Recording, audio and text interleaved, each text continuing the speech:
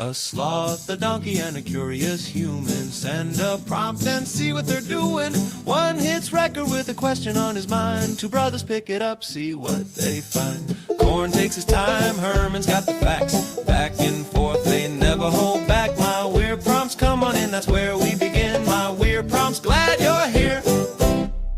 This episode was generated using artificial intelligence. Please verify facts. My Weird Prompts is a community-driven initiative exploring how AI can fuel curiosity and uncover the fascinating ways our world works. GPU compute for this podcast is generously provided by Modal. Learn more at modal.com. Have you ever noticed that on some of these massive global e-commerce sites, you can find a pair of noise-canceling earbuds that looks, feels, and even sounds about 90% as good as a flagship brand, but it costs $12 instead of $200? It is this strange feeling where you know it cannot possibly be the real thing, yet the physical reality of the device in your hand seems to defy the laws of economics. You are looking at the plastic, feeling the weight, and testing the active noise cancellation, and your brain is screaming that this should not exist at this price point. It is what I like to call the AliExpress paradox. It is the ultimate consumer paradox. You are holding a piece of high technology that, by all rights, should require hundreds of millions of dollars in research and development to produce, yet it is being sold for the price of a decent lunch. I am Herman Poppleberry, and I have spent the last few days diving into the white papers on modular manufacturing and patent arbitrage because this is not just about cheap junk. It is a sophisticated, high-speed industrial feedback loop that has fundamentally changed how hardware moves from an idea to a finished product. We're talking about a system that has turned the traditional concept of intellectual property on its head. Today's prompt from Daniel is about this very thing, the Shanzhai ecosystem. He is looking at how reverse engineering and intellectual property arbitrage function within the Chinese manufacturing landscape, especially the limitations of global enforcement. Daniel specifically pointed out the case of Chinese firms cloning other Chinese firms, like the phenomenon of Xiaomi clones. It raises a massive question about where the line is between inspiration and outright theft, and whether the current global intellectual property regime is even equipped to handle it in the year 2026. To understand this, we have to start with the term Shanzhai itself. Historically, it referred to a mountain fortress or a mountain village. It was a place for bandits who were outside the reach of official government control. In a modern industrial context, it has come to represent this decentralized, hyper-fast manufacturing culture that operates in the gray areas of intellectual property. It started in the early 2000s with mobile phones. Back then, you had these workshops in Shenzhen producing phones that looked like Nokia's or Motorola's but had extra speakers, dual SIM card slots, and even built-in television antennas. They were serving a market the giants ignored. It is important to distinguish between a counterfeit and a clone, right? Because people often lump them together. A counterfeit is trying to trick you into thinking it is the original brand by faking the logo and the packaging. It is a fraud. A Shanzhai clone is often more interested in faking the engineering and the design. They might put their own name on it, or no name at all, but the internal guts are a near-perfect mirror of the premium product. They are selling the utility of the device, not the status of the brand. And as the ecosystem has matured, these clones have moved from simple toys to incredibly complex consumer electronics, from drones to smart home hubs.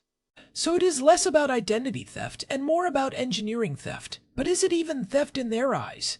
Because when you look at the speed of these workshops, it feels more like a hyper-competitive form of iterative open-source hardware. If a company in Shenzhen can tear down a product and have a functional clone on the market in 90 days, that suggests a level of industrial agility that Western firms can only dream of. You have hit on the core of what people call Shenzhen Speed. The mechanics of this are fascinating. They have dedicated teardown labs where, within 48 hours of a major product launch, the device is stripped to its base components. They use industrial X-ray machines to map the trace layers of the multi-layer printed circuit boards. They identify every single integrated circuit and find the equivalent generic version in the local markets. They are essentially performing a high-speed autopsy on the product to extract its DNA. I assume they are not just copying the board layout. They must be looking at the firmware too. How do they handle the silicon? Are they actually cloning the chips? That seems like it would require a multi-billion-dollar fabrication plant. Occasionally, yes, but more often they use what are called Gonghai components or public C components. These are standardized modular chipsets that are designed to be flexible. If a premium brand uses a custom-designed Bluetooth chip for their earbuds, a Shanzhai firm will find a generic chipset from a provider like Bestechnik or Realtek that has similar specifications.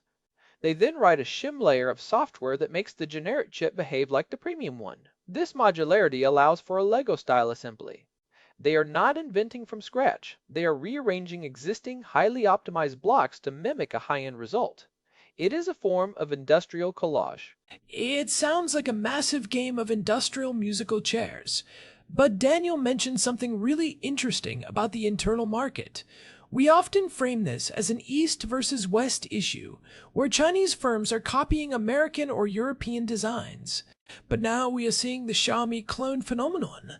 Xiaomi is a massive, legitimate Chinese corporation that spends billions on R&D.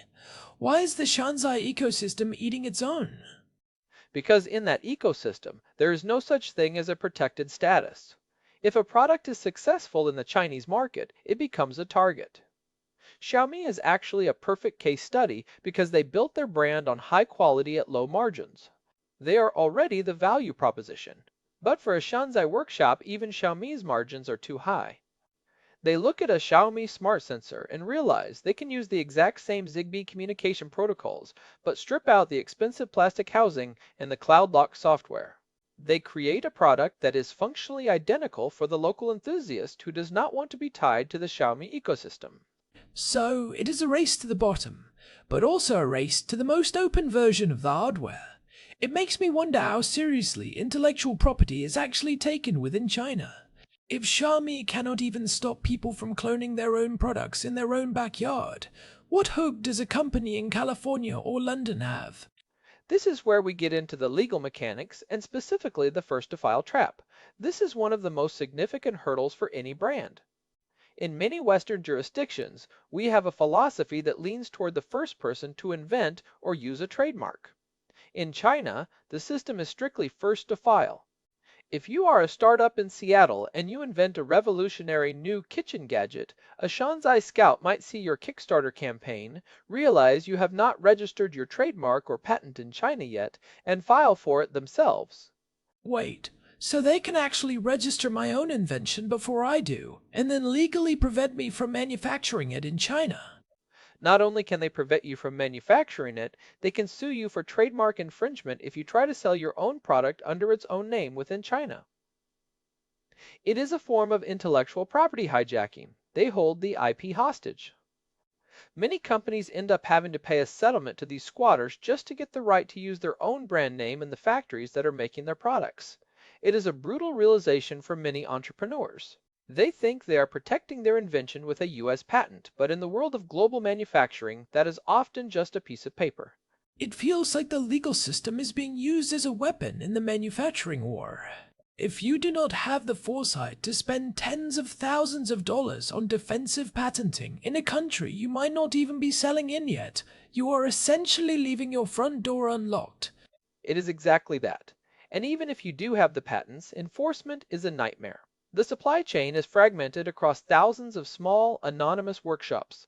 If you manage to get a court order to shut down one factory, the owner simply moves the molds and the components to a different building 3 blocks away and starts up again under a new business name the following Tuesday. It is like trying to punch a cloud. There is no central entity to hold accountable. This is the dark side of the decentralized manufacturing model. That reminds me of what we discussed back in episode 815 about the logistics revolution. When you have that kind of hyper-efficient distribution, these clones can bypass traditional retail gatekeepers entirely. They do not need to get onto the shelves of a big box store. They just need an AliExpress listing and a way to ship a small package for $4. The logistics make the cloning viable because the market is the entire world, not just a local shop where a brand representative might walk in and see the infringement. The logistics are the enabler, but the technical threshold is the real driver. We are reaching a point where the difference between inspiration and theft is becoming a blur. If I see your design and I realize that your hinge mechanism is the most efficient way to solve a problem, am I stealing your idea? Or am I just using the best available engineering solution? In the Shanzhai world, there is a belief that if a solution is optimal, it belongs to the public.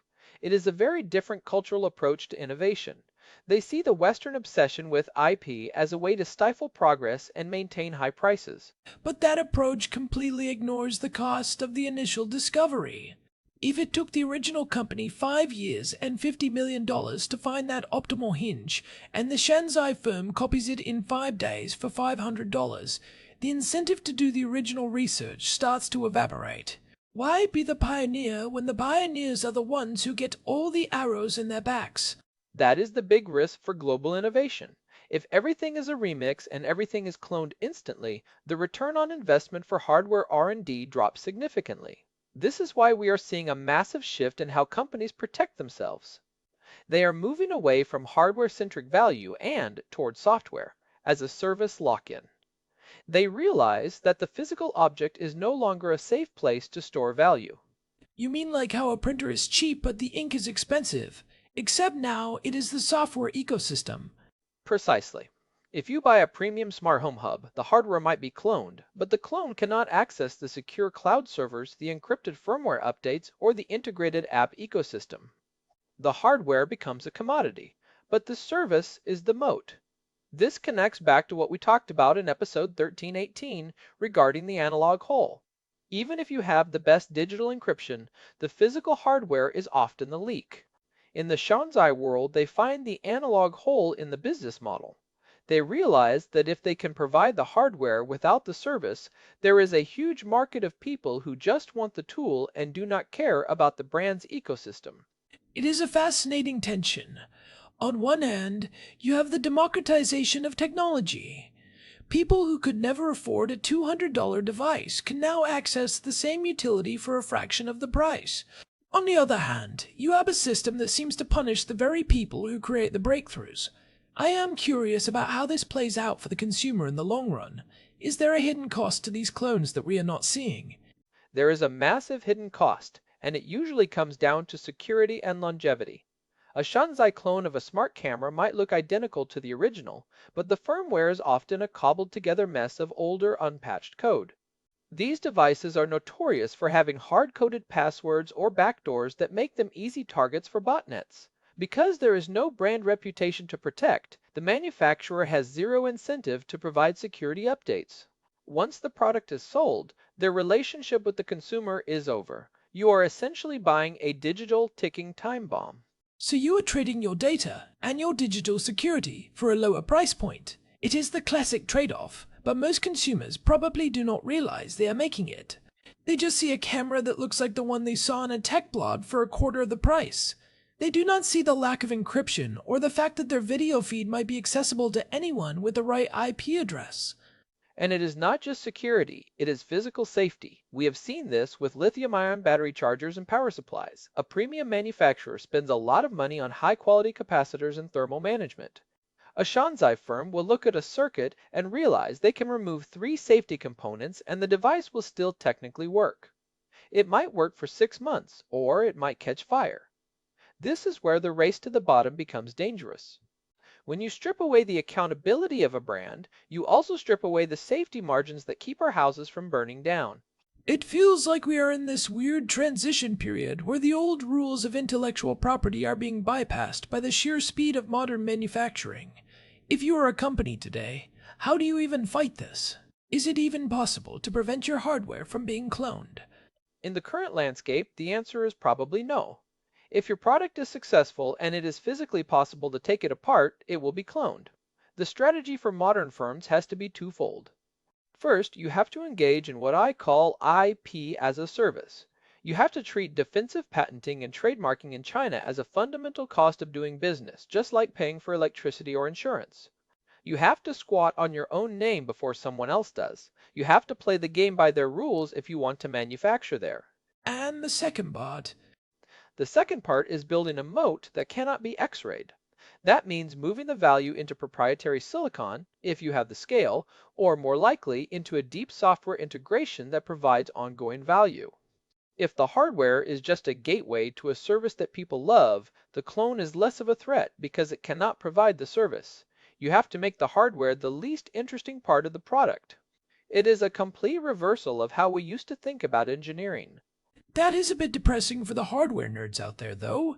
It suggests that the era of the standalone, high-quality physical tool is being squeezed out by this ecosystem. If you cannot protect the physical design becomes a commodity. We are losing the artistry of the physical object because that artistry is too easy to steal. It is a shift in the nature of value. But there is a flip side. The Shanzhai ecosystem also drives a certain kind of innovation. Because they are so fast and so modular, they often experiment with weird combinations of features that a big brand would never touch. You see phones with built-in projectors or earbuds with integrated heart rate monitors that were appearing in the Shanzhai markets years before they hit the mainstream. It is a chaotic, unregulated laboratory. They are not afraid to fail because the cost of failure is so low. So it is like a mutation in a biological system. Most of the mutations are useless or harmful, but occasionally one of them is a breakthrough that the rest of the industry eventually adopts. It is evolution on fast forward. That is a great way to look at it. It is a high-speed evolutionary environment. The problem is that the evolution is fueled by the stolen DNA of the more stable organisms. It is a parasitic relationship that, strangely enough, keeps the whole ecosystem moving faster. The giants provide the stable platform, and the Shanzhai workshops provide the chaotic experimentation. I want to go back to the Xiaomi thing for a second. If a Chinese giant like Xiaomi is struggling with this, does that mean the Chinese government is starting to change its tune on IP enforcement? Because if their own national champions are being hurt, you would think they would want to tighten the screws. We are seeing exactly that. Over the last few years, China has established specialized intellectual property courts and increased the statutory damages for infringement. They realize that for China to move from being the world's factory to the world's innovator, they need a system that protects their own creators. But there is a lag between policy at the top and the reality on the ground in places like Shenzhen. The local economy is built on this decentralized manufacturing. If the government cracked down too hard, they would be putting hundreds of thousands of people out of work. It is a delicate balancing act between national ambition and local stability. It is the classic struggle between the central planners and the local reality. And in the meantime, the clones keep rolling off the assembly lines. For the average person listening to this, what is the practical takeaway? Should they stay away from these clones entirely? Or is there a time and a place for them? My advice is always to look at the failure mode. If the device fails, what is the worst case scenario? If it is a plastic phone stand or a simple mechanical tool, a clone is probably fine. You are not risking much. But if it is something that plugs into your wall, charges a battery, or has a microphone and a camera, you have to assume that the lower price is coming directly out of the safety and security budget. You are not just paying for the hardware, you are paying for the accountability of the brand. You are paying for the fact that if something goes wrong, there is a company you can sue or a customer support line you can call. That is a solid rule of thumb. If the failure mode is a house fire or a data breach, maybe don't go for the $12 version. It is also a reminder for entrepreneurs that your product is more than just its physical form. If your entire business model can be undone by a tear-down lab in 48 hours, you don't really have a business, you just have a temporary lead. You need to be thinking about what happens on day 91. And that lead is getting shorter every day. We are moving into a world where the physical manifestation of an idea is almost instantly public. The real innovation is going to be in the things that are harder to see, the algorithms, the community, and the trust. Those are the things that cannot be easily cloned in a workshop in Shenzhen. It makes me think about where the incentive for original R&D goes in the long run. If we reach a point where nothing physical can be protected, does the world just stop innovating in hardware, or do we find a new model? I suspect we will see more vertical integration. If you design the chip, the board, the casing, and the software, you make it much harder for a Shanzhai workshop to swap in generic parts. You increase the complexity of the clone to the point where the cost savings disappear, but that requires massive scale. It might mean that the hardware world becomes dominated by a few giant players who can afford that level of integration, which has its own downsides for competition. We might be trading a world of clones for a world of monopolies. It is a complex web. We have moved from bandits in mountain fortresses to engineers in high-tech labs, but the underlying drive is the same, the desire to operate outside the boundaries of the established order. Whether you call it theft or democratization, it is a force that isn't going away. It is a fundamental part of how the modern world is built. It is the ultimate expression of the global supply chain's efficiency and its biggest vulnerability at the same time. The very things that make it possible to build a smartphone for the masses are the things that make it impossible to protect the design of that smartphone. We have built a system that is too fast for its own rules. This has been a fascinating look into a world that most of us only see through a blurry product listing. Thanks for the deep dive, Herman. I think I will look at my next online purchase with a bit more skepticism, or at least a better understanding of why that price tag is so low. It is not just a bargain. It is a symptom of a global industrial war. It is always more complicated than it looks on the surface, and that is what makes it interesting. The story behind the $12 earbuds is just as complex as the story behind the $200 ones. Thanks as always to our producer Hilbert Flumingtop for keeping the gears turning behind the scenes. And a big thanks to Modal for providing the GPU credits that power the research and generation of this show. We could not do this deep level of analysis without that kind of computational support. This has been My Weird Prompts. If you are enjoying these explorations into the stranger corners of technology and economics, a quick review on your podcast app really helps us reach more curious minds.